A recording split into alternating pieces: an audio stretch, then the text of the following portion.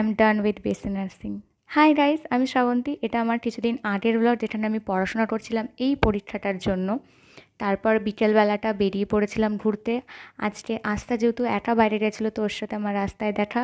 আর এই যে চায়ের দোকানে বসে আমি যে কী ফ্লেক্স করার চেষ্টা করছিলাম, ও আমার নিউ সোয়েটশার্ট গাইস। দেন চা খেতে খেতে আমি যে কী মনোযোগ সহকারে আস্থাকে কী বোঝাচ্ছিলাম আমি জানি না, বাট আমি আমার অ্যাজ ইউজুয়াল দুঃখ ভরি কাহানি ওকে শোনাচ্ছিলাম, যেটা সকাল থেকে দুপুরবেলার মধ্যে হয়ে গেছে। দেন আমরা একটু সবজি বাজার করলাম। এখানে আমি পেঁয়াজ, লেবু, লঙ্কা কিনেছি।